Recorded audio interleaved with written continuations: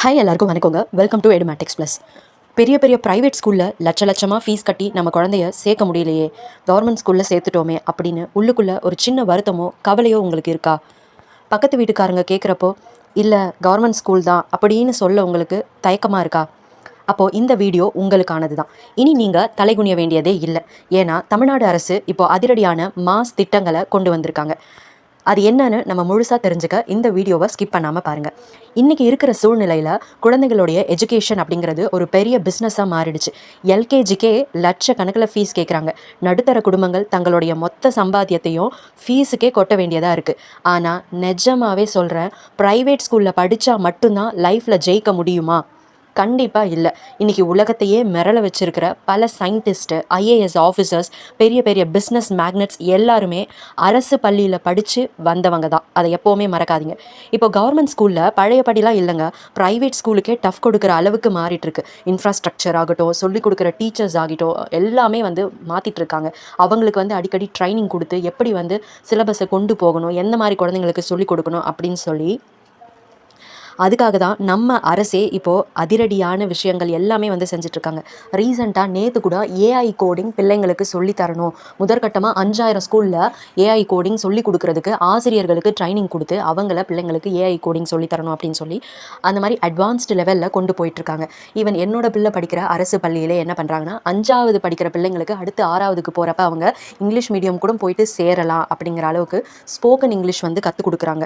So smart class rooms இதை நீங்கள் கண்டிப்பாக கேள்விப்பட்டிருப்பீங்க.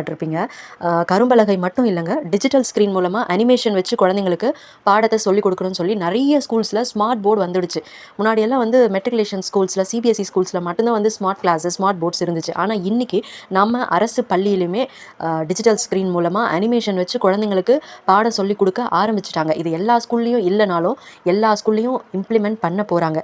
அதே போல் spoken English, computer lab, private ஸ்கூலில் இங்கிலீஷ் பேசுகிறாங்கன்னு கவலைப்பட்ட காலம் போய் நம்ம அரசு பள்ளி மாணவர்கள் எத்தனையோ பேர் அழகாக இங்கிலீஷில் பேச ஆரம்பிச்சிட்டாங்க. அரசு பள்ளி மாணவர்களுக்கும் உலகத்தரம் வாய்ந்த கம்ப்யூட்டர் பயிற்சியும் ஆங்கில பயிற்சியும் கட்டாயமாக்கப்பட போகுது. அதே போல் 7.5% இடஒதுக்கீடு, இது எல்லாத்தையும் விட மிக மிக முக்கியமானது. அரசு பள்ளியில் படிக்கிற மாணவர்களுக்கு மருத்துவ படிப்பு, நீட், இன்ஜினியரிங் போன்ற உயர்கல்வியில் அரசாங்கமே முன்னுரிமை கொடுத்து ஃபீஸையும் ஏற்றுக்கிறாங்க. அது மட்டும் இல்லாமல் ஒவ்வொரு மாவட்டத்துக்கும் மாதிரி பள்ளிகள்னு ஆரம்பித்து அந்தந்த ஹை ஸ்கூலில் இல்லை மேல்நிலை பள்ளிகளில் 10th யார் டாப் மார்க் எடுக்கிறாங்களோ அந்த பிள்ளைங்களை ஒவ்வொரு ஸ்கூல்லையும் தேர்ந்தெடுத்து மாடல் ஸ்கூலுக்கு அவங்கள வர வச்சு அவங்களுக்குன்னு தனியாக நீட் கோச்சிங்கு, ஜேஇ கோச்சிங் அப்படின்னு சொல்லி எல்லாத்தையுமே சொல்லித்தராங்க. ஈவன் 8th ஸ்டாண்டர்ட் வரைக்கும் நல்லா படிக்கிற பிள்ளைங்களை கூட 9th 10th அவங்க எடுத்துக்கிறாங்க. 9th ஸ்டாண்டர்ட்லேருந்து திரும்பியும் 9thலேருந்தே அவங்களுக்கு கோச்சிங் கொடுக்க ஆரம்பிக்கிறாங்க. ஸோ இந்த அளவுக்கு அரசு பள்ளியினுடைய தரம் உயர்ந்திருக்கு. நிறைய அரசு பள்ளிகளை நீங்கள் சென்னையெல்லாம் போய் பார்த்தீங்கன்னா அது தனியார் பள்ளிக்கு இணையான அந்த இன்ஃப்ராஸ்ட்ரக்சரு, படிக்கிற பிள்ளைங்க அப்படின்னு சொல்லி எல்லாமே சூப்பராக இருக்கும். அரசு பள்ளியில் படித்த நிறைய பேர் நீட் எக்ஸாம் கிளியர் பண்ணியிருக்காங்க.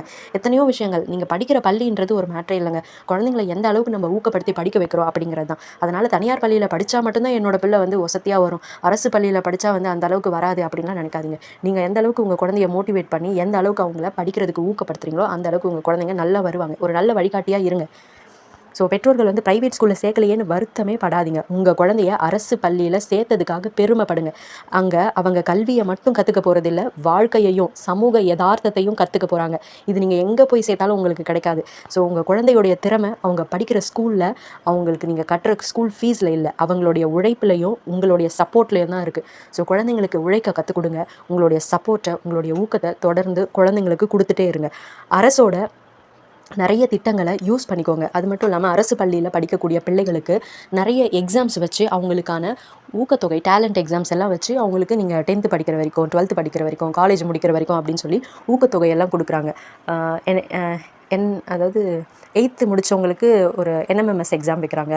அதுக்கப்புறம் 9th 10th அவங்களுக்குலாம் கூட எக்ஸாம்ஸ் இருக்குது. சென்ட்ரல் கவர்மெண்ட்டும் நடத்துகிறாங்க, ஸ்டேட் கவர்மெண்ட்டும் நடத்துகிறாங்க.